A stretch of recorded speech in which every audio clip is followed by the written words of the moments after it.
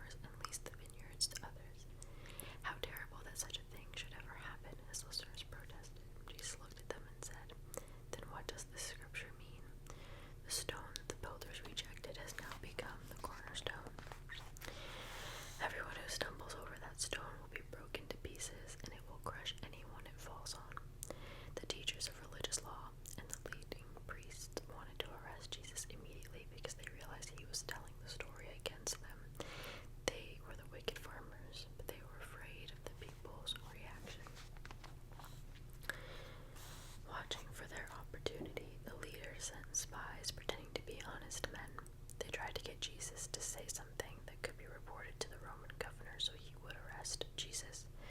"Teacher," they said, "we know that you speak and teach what is right and are not influenced by what others think. You teach the way of God truthfully. Now tell us, is it right for us to pay taxes to Caesar or not?" He saw through their trickery and said, "Show me a Roman coin. Whose picture and title are stamped on it?" "Caesar's," they replied. "Well then," he said, "give to Caesar what belongs to Caesar, and give to God what belongs to God." So they failed to trap him by what he said in front of people. Instead, they were amazed by his answer, and they became silent. Then Jesus was approached by some Sadducees, I think that's how you say that, religious leaders who say there is no resurrection from the dead. They posed this question: "Teacher, Moses gave us a law that if a man dies leaving a wife but no children, his brother should marry the widow and have a child who will carry on the brother's name. Well, suppose there were 7 brothers. The oldest one married and then died without children, so the second brother married the widow but also died. Then the third brother married her. This continued with all 7 of them who died without children. Finally, the woman also died. So tell us, whose wife will she be in the resurrection? For all 7 men were married to her." I don't even remember this. I've read this multiple times, and for whatever reason, I don't remember this part. But this is where Jesus talks about marriage. Jesus replied, "Marriage is for people here on earth, but in the age to come, those worthy of being raised from the dead will neither marry nor be given marriage, and they will never die again. In this respect, they will be like angels. They are children of God and children of the resurrection. But now, as to whether the dead will be raised, even Moses proved this when he wrote about the burning bush. Long after Abraham, Isaac, and Jacob had died, he referred to the Lord as the God of Abraham, the God of Isaac, and the God of Jacob. So he is the God of the living, not the dead, for they are all alive to him." "Well said, teacher," remarked some of the teachers of religious law who were standing there, and then no one dared to ask him any more questions.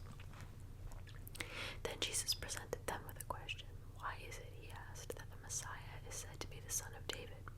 For David himself wrote in the book of Psalms, 'The Lord said to my Lord, sit in the place of honor at my right hand, until I humble your enemies, making them a footstool under your feet.' Since David called the Messiah Lord, how can the Messiah be his son?"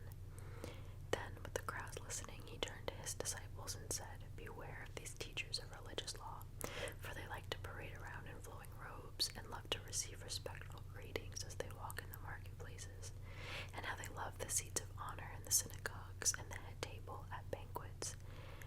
Yet they shamelessly cheat widows out of their property, and then pretend to be pious by making long prayers in public.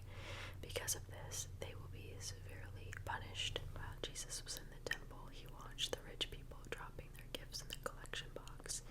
Then a poor widow came by and dropped in 2 small coins. "I tell you the truth," Jesus said, "this poor widow has given more than all the rest of them, for they have given a tiny part of their surplus, but she, poor as she is, has given everything she has."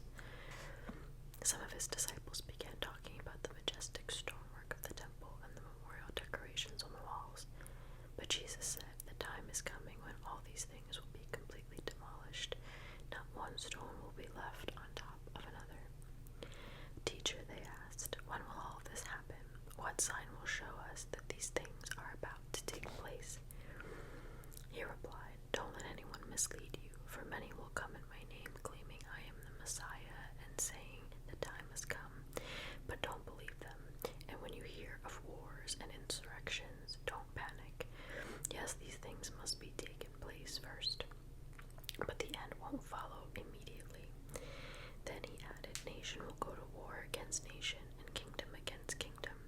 There will be great earthquakes, and there will be famines and plagues in many lands, and there will be terrifying things and great miraculous signs from heaven. But before all this occurs, there will be a time of great persecution. You will be dragged into synagogues and prisons, and you will stand trial before kings and governors because you are my followers.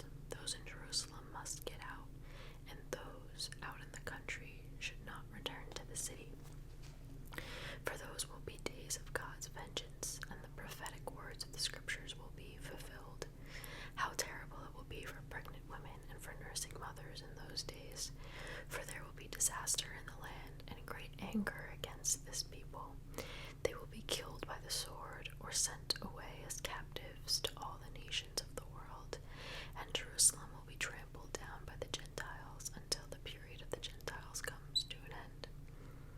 And there will be strange signs in the sun, moon, and stars, and here on earth the nations will be in turmoil, perplexed by the roaring seas and strange tides. People will be terrified at what they see coming upon the earth, for the powers in the heavens will be shaken. Then everyone will see the Son of Man coming on a cloud with power and great glory. So when all these things begin to happen, stand and look up, for your salvation is near. Then he gave them this illustration. Notice the fig tree or any other tree. When the leaves come out, you know without being told that summer is near. In the same way, when you see all these things taking place, you can know that the kingdom of God is near. I tell you the truth, this generation will not pass from the scene until all these things have taken place. Heaven and earth will disappear, but my words will never disappear. Watch out, don't let your hearts be dulled by carousing and drunkenness, but the worries of this life, and by the worries of this life. Don't let that day catch you unaware, like a trap, for that day will come upon everyone living on the earth. Keep alert at all times, and pray that you might be strong enough to escape these coming horrors and stand before the Son of Man. Every day Jesus went to the temple to teach, and every evening he returned to spend the night on the Mount of Olives. The crowds gathered at the temple early each morning to hear him. The festival on unleavened bread, which is also called Passover, was approaching. The leading priests and teachers of religious law were plotting how to kill Jesus, but they were afraid of the people's reaction. Then Satan entered into Judas Iscariot, who was one of the 12 disciples, and he went to the leading priests and captains of the temple guard to discuss the best way to betray Jesus. They were delighted, and they promised to give him money. So he agreed and began looking for an opportunity to betray Jesus so they could arrest him when the crowds weren't around. Now the festival of unleavened bread arrived, when the Passover lamb is sacrificed. Jesus sent Peter and John ahead and said, "Go and prepare the Passover meal so we can eat it together." "Where do you want us to prepare it?" they asked him. He replied, "As soon as you enter Jerusalem, a man carrying a pitcher of water will meet you. Follow him. At the house he enters, say to the owner, 'The teacher asks, where is the guest room where I can eat the Passover meal with my disciples?' He will take you upstairs to a large room that is already set up. That is where you should prepare our meal." They went off to the city and found everything just as Jesus had said, and they prepared the Passover meal there. When the time came, Jesus and the apostles sat down together at the table. Jesus said, "I have been very eager to eat this Passover meal with you before my suffering begins. For I tell you now that I won't eat this meal again until its meaning is fulfilled in the kingdom of God." Then he took a cup of wine and gave thanks to God for it. Then he said, "Take this and share it amongst yourselves, for I will not drink wine again until the kingdom of God has come." He took some bread and gave thanks to God for it. Then he broke it in pieces and gave it to the disciples, saying, "This is my body, which is given for you. Do this in remembrance of me." After supper, he took another cup of wine and said, "This cup is the new covenant between God and his people, an agreement confirmed with my blood, which is poured out as a sacrifice for you. But here at this table, sitting among us as a friend, is the man who will betray me. For it has been determined that the Son of Man must die. But what sorrow awaits the one who betrays him?" The disciples began to ask each other which one of them would ever do such a thing. Then they began to argue among themselves about who would be the greatest among them. Jesus told them, "In this world the kings and great men lord it over their people, yet they are called friends of the people. But among you it will be different. Those who are the greatest among you should take the lowest rank, and the leaders should be like a servant.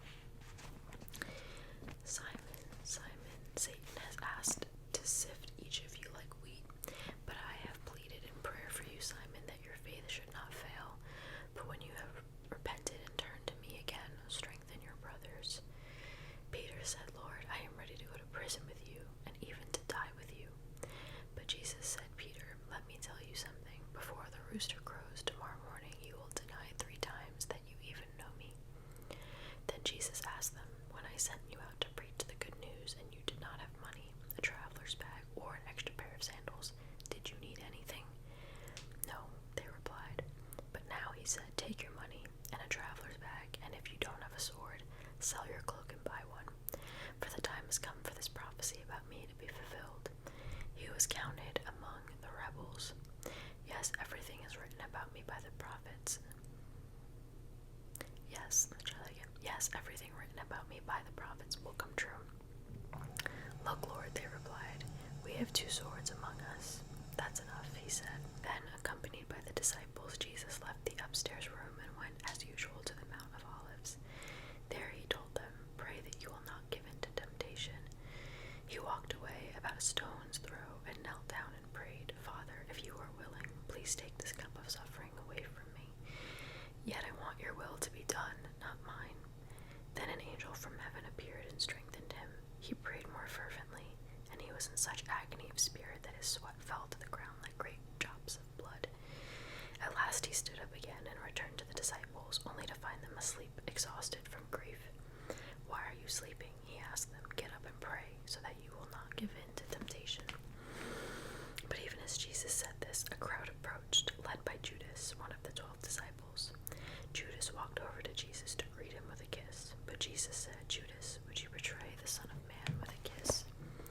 When the other disciples saw what was about to happen, they exclaimed, Lord, should we fight? We brought the swords.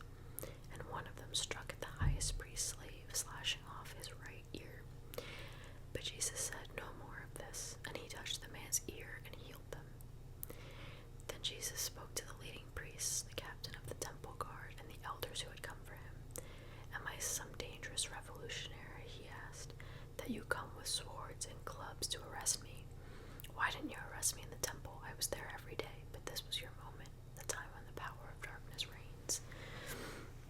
So they arrested him and led him to the high priest's home, and Peter followed at a distance. The guards lit a fire in the middle of the courtyard and sat around it, and Peter joined them there.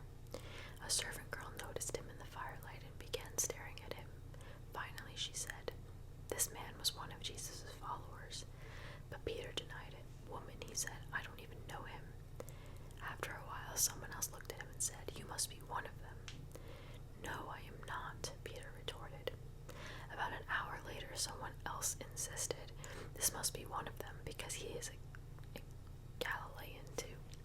But Peter said, man, I don't know what you're talking about. And immediately, while he was still speaking, the rooster crowed. At that moment, the Lord turned and looked at Peter. Suddenly, the Lord's words flashed through Peter's mind. Before the rooster crows tomorrow morning, you will deny 3 times that you even know me. And Peter left the courtyard weeping bitterly. The guards in charge of Jesus began mocking and beating him. They blindfolded him and said, prophesy to us. Who hit you that time? Prophesy to us. Who hit you that time? And they hurled all sorts of terrible insults at him.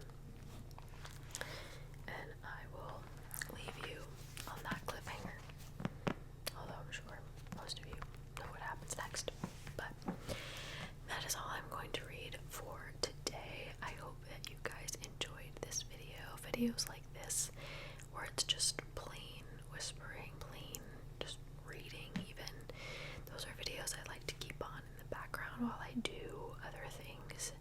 It's been that way since I was in high school and college, doing my schoolwork with that stuff playing in the background. So I hope that you found a way to enjoy. Thank you guys so much for being here. To those of you who celebrate, have a Merry Christmas and Happy Holidays, because I think I will be seeing you after Christmas, and I will have a What I Got for Christmas video as per usual